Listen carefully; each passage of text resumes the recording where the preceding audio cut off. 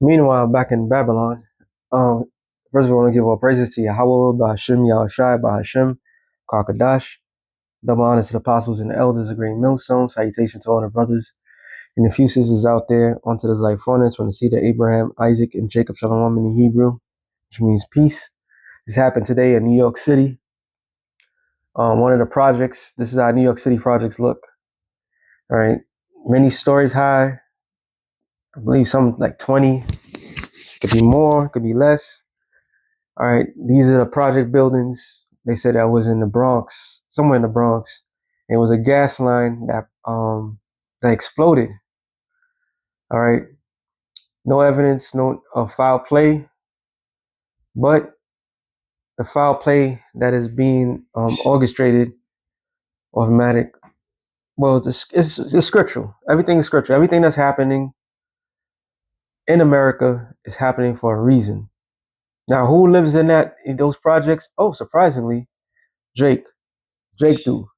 Now, Jake living in those projects, I didn't hear nothing about anybody dying, which I ain't really got to watch the news. But um, they have nowhere else. They have nowhere else to go, and it so happened to happen one of a major project.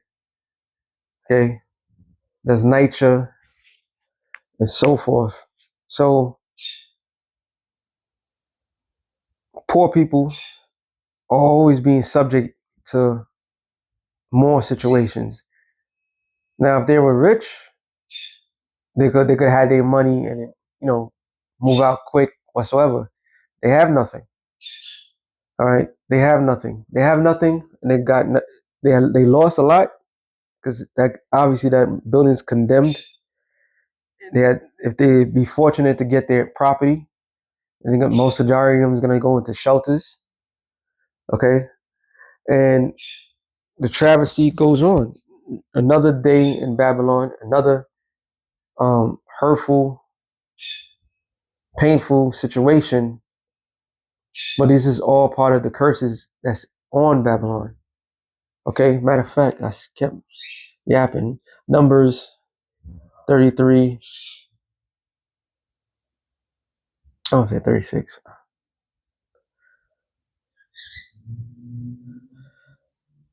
Numbers 33, 35, and 30. So you shall not pollute the land where you are, for blood defileth the land, and the land cannot be cleansed of the blood that is shed therein, but by the blood of him that shed it. So the key word is pollution. Okay, let's look at the word pollution.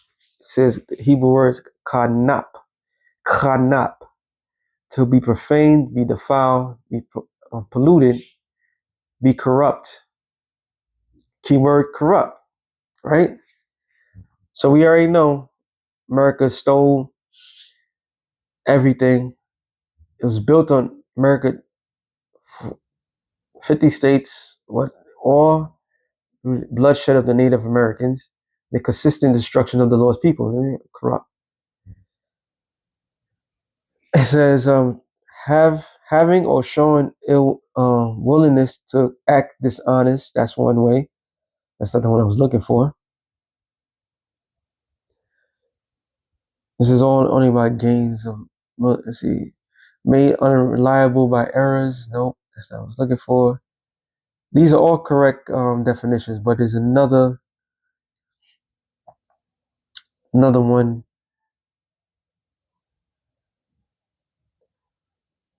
I gotta look.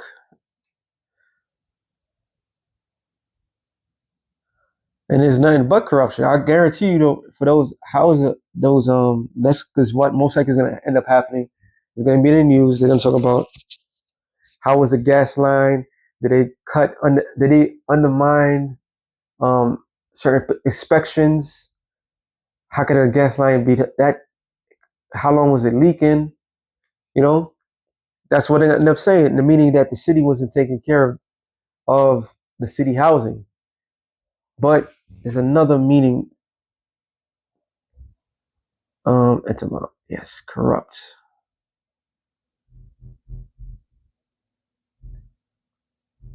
There it is. The etymon. Corrupt. Corrupted. The base and character. Corrupt, unhealthy. Corrupt, uncouth of language. Directly from the Latin corruptos, past particular of corrumpio, to destroy, spoil, figuratively corrupt, seduce, bribe, for, from insolent form, or here perhaps intensify, prefix. No, no, no, no. All right. So the word I'm looking for, with the base is the same thing, distorted, or basically they undercut everything. That's what I was leading to. So instead of top paying to take care of things, they undermine things to fatten up their pockets. For a prime example, I don't know about the other states, but actually, when it happened in my father's house, he's in the South, and he was having a problem with the toilet. So every time he somebody used the bathroom, the toilet will overflow. Then he was telling me, I was asking him like, "What happened?" He said, "Slack him." He was basically saying the pipe that they put for the line wasn't the proper pipe. So that means they undercut, they undermined what they were supposed to. So they had the money for the proper material, but they was like, nah, let's put a cheaper thing. And that's what happens a lot of places in America. Habakkuk 2, is it 10? Oh, yep. Wow, that came out of the blue. 9, I started 9. Woe to him that cometh evil covetousness to his house. Covetousness means to take somebody else's stuff, not getting your own stuff,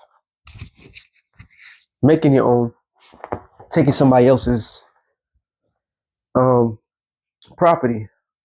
Example, well, we're talking about the devil himself, so he stole every goddamn thing. He's the biggest thief in the world in world's history. He, somebody else built, he takes it. All right, so that's an evil covetousness that may set his nest on high, that he may be delivered from the power of evil. So for what? To escape the set judgment that's over him, that has consulted shame to that house by cutting off many people and have sinned against thy soul. Even their own people they destroy. A lot of those project buildings was created for military family that was going to World War II, and then women's and them was stayed in the projects. All right, and then it became for low income housing, meaning people that don't have nothing. And there's plenty of times in the projects where people complain and how they're not being taken care of. They get the money to take care of the places, but they don't take care of anything. So everywhere in America, they undercut everything. They they look the other way. All right, everywhere. That's just the way it is. But all that is coming back to them. It says, "For the stone shall cry out of the wall, and the beam of the and the beam of the timber shall answer it. Woe to him that buildeth a town with blood, and establish a city by iniquity," which shows you from the road, from the housing, the land that certain places are, some buildings are collapsing slowly, too much pressure, the cheap material, all right, all of that is being seen. Here it is. This is a great. This is supposed to be a great land, a first world country which no longer exists, and everything's supposed to be up to par. All right, everything's supposed to be up to par, but it's not up to par. And why? Because it's the original sins of America, in which you'll never leave it. When they created the roads, when they created certain buildings, it had um a lifespan to them. All right, proving that this is not the kingdom of heaven. It has a lifespan to them. So if it's not maintenance correctly, it will collapse. So we're seeing the collapse of everything in America. From the bridges, with that bridge in Baltimore. Was it Baltimore? I believe it was Baltimore. We'll just say it was probably an inside job, whatever. They collapsed it. All right, roads, okay, that caved in. Everything is falling apart in this bitch. Why? Once again, woe to them that buildeth a town with blood, and establish a city by iniquity. Many major cities, I believe, okay, I always talk about New York, but Chicago, um, where the Chicago Bears used to play football in, there was a, it was, it had a satanic ritual that was being done there. And most likely it was built off natives or Negroes' bones, like the World Trade Center, right? The Twin Towers that was before. They also was built off the natives and Negroes. There was ships that was found under it. So they didn't, these devils, when they built this town, this United States of America, they built it off of the blood of the people that they conquered. And they boasted about it. They bragged about it. So now everything is falling apart because just like the old saying, the roost is coming back to the roast. Basically, the chickens are coming back to the roost. Everything is coming back to it. No, and it's just a prime example. All right. Behold, is not the Lord of hosts that the people shall labor in very fire, and the people warring themselves for a very vanity? For the earth shall be filled with knowledge of the glory of the Lord, and as waters covered the sea, which is the future prophecy. And the main is a blessing to be in this truth, because we are the ones to sparrowhead the power of Yahweh Bashem Yahushai before the world recognized that. All right. It says, "Woe unto him that giveth his neighbor drink, that putteth that bottle, that drink." It's not talking about wine, liquor. It's talking about different philosophies. All right. And that's how majority of people get caught up out there. A lot of people right now are losing their jobs right and left. That got degrees, they got years of potential, putting their lives to the side for something they believe that was greater, and they come to find out they're getting laid off right and left. Right now, the U.S. government is on a shutdown, and he even said, the Orange Man said that a lot of government workers might not have a job when they come back. Okay? But they believe in the system. Now they're about to lose. And so that maketh him drunk of the wine of the philosophies, also that maketh him look on the nakedness which is being exposed. Because people rely on these government assistance. We're not trained to live on our own. Like beloved brother Barack Obama we used to talk, and we used to talk about, like, he said, yeah, we domesticated, all right, and that was by design, all right. It was all by design. So all these domesticated people with no money that's relying on the government assistance, there's not going to be no rescue. When you had hurricanes, supposed hurricanes, and storms, these weird storms that took down places that you ain't never heard of, North Carolina, I'm thinking of, and the government only gave the people that lost only $700.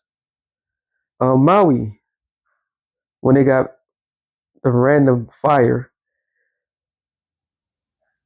they only got like $700, but the small hatters, they got a buttload of money. Okay, so they don't give a damn about their own citizens, and that's the point. It says they are filled with shame for glory. See, on one hand, they're saying they care about their citizens, they care about their people, all right. And on the other hand, they're not showing no sort of remorse or anything. They throw their ass in the streets.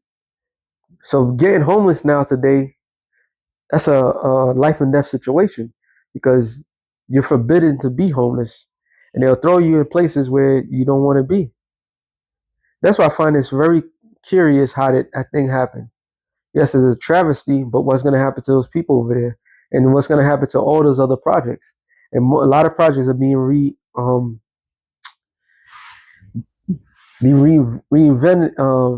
What's that word? Damn, reinvented. Oh, if I'm saying it correctly, and putting new things, and they no longer becoming city projects, becoming co-ops or whatever. So people that could pay.